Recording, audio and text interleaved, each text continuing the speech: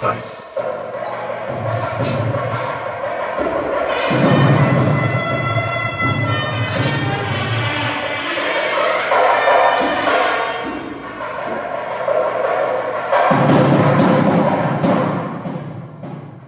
The force, as you all know, is something that George Lucas has made famous because it was an experience he had lying in a hospital bed.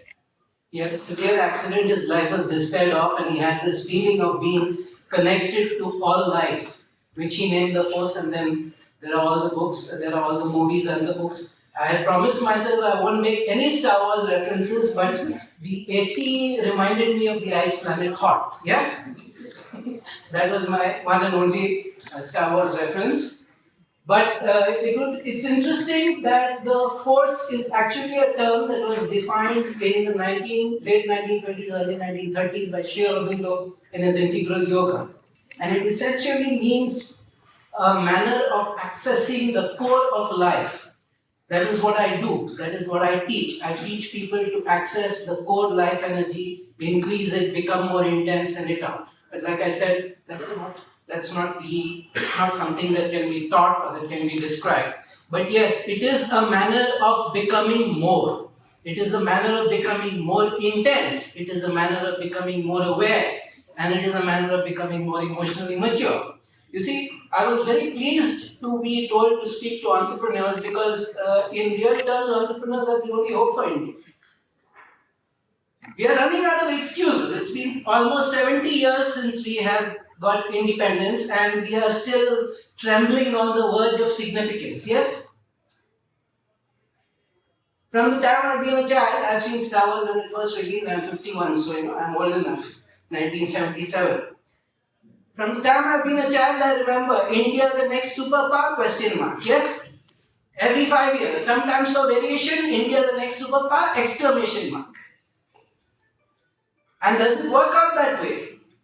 When providing electricity and roads and healthcare and water are still accomplishments.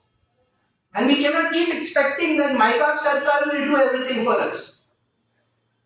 So people like you are needed, and there's something deeper because people like you live authentically. An entrepreneur lives much more authentically. You see, life is very fragile, life is very risky. There is absolutely no guarantee in life, and other than the yogi, nobody really takes that seriously. We all live as if we are sure what's going to happen tomorrow. We could step out onto the road and that's it. Everything is cancelled.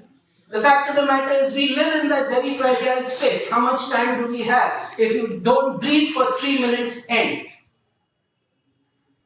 All life is in that 3-minute window, and that 3-minute window of being able to breathe is what creates civilization, it's what creates culture, it's what creates gatherings like this.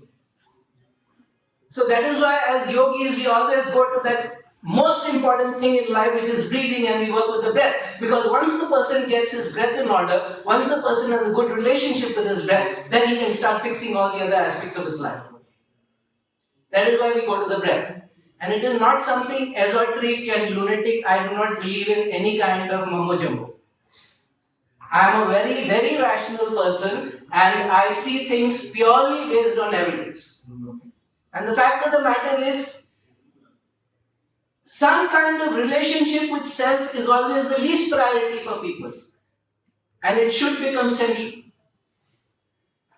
If what you are doing is valuable, if your life has value, then you better be okay with yourself. Too many people have certain amount of charisma, they have certain amount of talent, they have certain amount of glib talk, and then they end up creating a disaster in their environment. Whereas if you are a person who is aligned, your mind, your body, your emotion, your awareness and your internal energy is aligned, then you are a person who will, even if not a great person, at least you will not be a social nuisance. And if you are aligned in all those ways, there will be a time when you will be an impactful person also.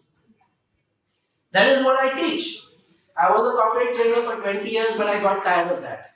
Also because certain other things happened. And then I realized that I can transform people. I can get hold of people and I can just keep raising their intensity. I can make them into more powerful people. The force is actually a translation of the word Shakti.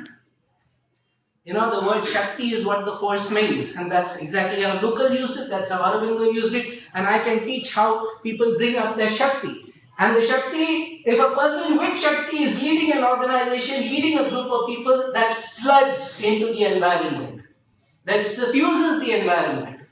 So everybody just has a personal responsibility, and I don't mean in spiritual terms, I just mean as living, as human beings, it is imperative that you become more and more filled with power, more and more filled with force, more and more filled with Shakti every day.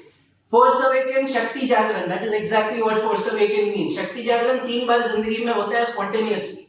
Once as a child, once as a young person, once in middle age. Most people never recognize it. That something has happened, the window of opportunity has opened up where we can transform ourselves completely. Most people never get that.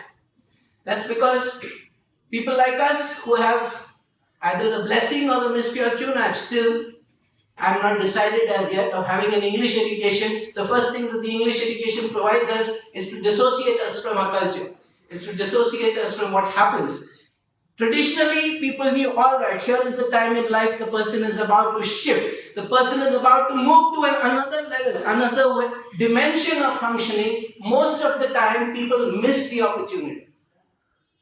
So what we can do, or what we should help people, is to recognize what is the Swadharma or what is the Entelechy. Now, this is not a religious concept. This is a concept, basic hardcore psychology. What is it that you were meant to do with yourself?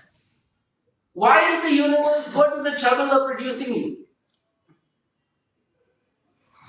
What is it that you can do which nobody else can do, and that is your Swadharma, that is your purpose encoded with it. Only other culture in the world which has an equivalent concept for the ancient Greeks, they used to call it Entelechy. And it means the same thing. What is your true calling? What is your true purpose? Why are you alive? Most of the time we begin by looking at other people and imitating them. It may work, it may even give you a good life, but it won't be the kind of life, the optimal life that you need. And the point of what we do is that if you are doing your Swadharma, if you are following your Entelechy, if you are following your true calling, you will impact the world. Look at Lucas. 1977, the first movie released, and we are still talking about it, and we are swiping his logo without even giving him any credit. Yeah? That's the level of imprint that you can leave if you are following your Entelechy. And I think the most brave thing he did was that at the end he decided, I'm too old, I can't do this anymore, and he sold it to Disney. Here, take it forward and do what you want with it. I've done my part, I've shot my boat. That is an extraordinary thing to do. Because, he could have felt invested. It's my baby, it's my child, it's my money, and he could have just felt invested in that. No, I won't let anybody. And the ability to walk away from his greatest success and to trust other people that you can take it forward. Whatever the quality of the movie, it's made $2 billion, yes? The latest release, Force Awakens. That too is part of the Entelechy. That too is part of the Swadharma. The ability, the knowledge to know when to walk. I have done my part and this is enough. So, to recognize one's Entelechy, there is a simple checklist in yoga. There is a simple checklist of 4 questions. And I offer you those 4 questions. There is no copyright on it. Please use as much as you want. Yeah? The first question is, what I am doing, does it energize me? The second question is, what I am doing, does it make an impact on me and those around me? The third one is, does it reward? And the fourth one is, does it transform? Does it energize? Does it impact? Does it reward? Does it transform? Now, energy is a very, very important part of this whole equation, because if you get up in the morning and your thought is, oh my God, I got to go there and I got to do that. Very often what you are doing is not your Swadharma, is not your Entelechy, is not your true calling, is not your purpose encoded within, it's just something that gives you a lot of money. Yeah? IIT, IIM, right? And then other human beings. First IIT, then IIM.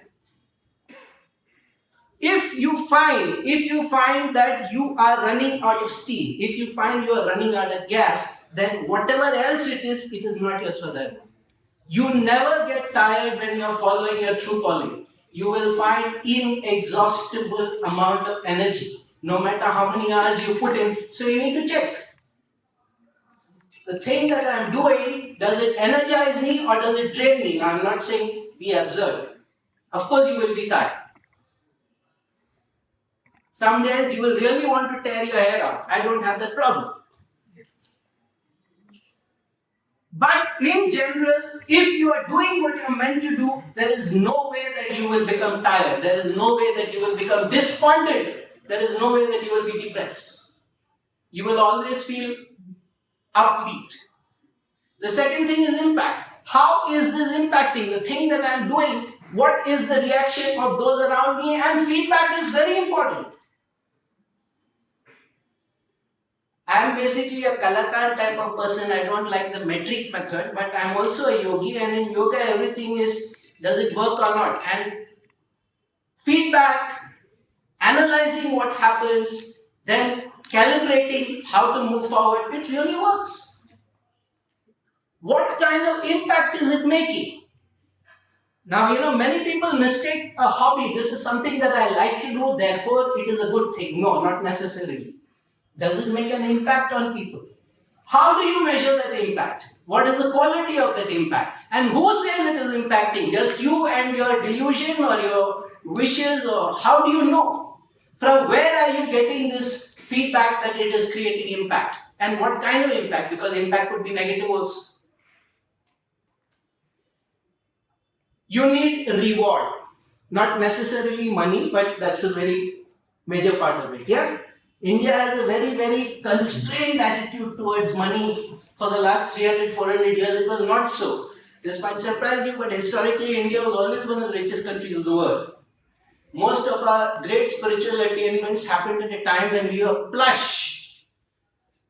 Today we have a very constrained attitude towards money, which is one of the things that need to be broken. The whole poverty consciousness and the whole sort of money is something that is a little itchy. It's not something that people are higher consciousness should talk about. But if what you are doing is not rewarding you, then no matter how much you think it is impactful, no matter how much you think it is energizing, it is still not your true calling. It happens to be a hobby. It happens to be something that you are good at, because your true calling is what the universe designed for you, and it has to take care of you. The reward has to flow. Now this is usually the stumbling block, because people, they become very stubborn, and they keep throwing more money because we have already invested so much, or they keep throwing more time and more effort and more investment, because now how do we back away? And you need to learn to do that. You need to learn to look at it and say, all right, this is not going to work. If this is not working, I need to accept that this is not working. At what point do you say so? That is entirely up to you. I do not believe in saying, okay, this is the cutoff point, because every human being is different. Every human being has an own internal clock and an own internal sense of ethics and an own internal sense of this is the appropriate moment. And you need to learn to trust that. Society does not teach us to trust that. Society teaches us to distrust it and to be suspicious of it. And the last thing is transformation. You've been doing this. You've been doing this work, you've been doing this activity for a while. How has it transformed you? In what way have you become a different, hopefully better person? Not necessarily always that immediately there will be approval. In fact, if you're doing something worthwhile and valuable, the first reaction is always opposition. And criticism, that is a national hobby, to criticize people for free. Passion that the ration nahi hota hai na, that is what they say. So, everybody has opinions about that. You have to push through all that. But is it transforming you? Is it something, can you feel 5 years back, the kind of person that I was, I am not. I'm better. I'm functioning from a better plane. I'm functioning from a higher consciousness. Now, these 4 questions are too bad here. There's a very, very simple Atma-Vichara process that all yogis do, you can do every day. At the end of the day, you need to ask yourself, and you need to ask yourself with complete honesty, the things that I did today, Did they take me towards what I am aiming at or away from? Oh, it's very simple, and it's the most frightening question you will ever have to face in your life. Because if you answer truthfully and you check it out, you realize something. Good Lord, I'm an expert at wasting my time. I'm an expert at doing all sorts of things which do not tend to my final goal. What percentage do you come to? I think if you can answer honestly 80% of what I did every day, because you cannot keep your nose to the grindstone all the time. There are other things to be done. But if 80% of the things that you do every day takes you towards then you're getting somewhere. In 3 months, you will see the results. To get to 80% is difficult, by the way. You would think that I must be around 65, 70. Yeah. Just honestly take a look. Just honestly measure all the things you've done and you will realize. Like I said, it requires an extraordinary amount of honesty, but it's a phenomenally powerful practice. It's the core of Atma Vichara. You just self-examination, self-examination, self-examination. 3 months, you will see the difference. 6 months, the people around you will see the difference. 1 year, your family will say that you're very different. In 2 years, you won't recognize yourself.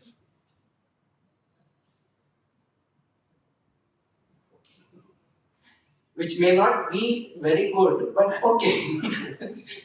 It's still worthwhile. Yeah?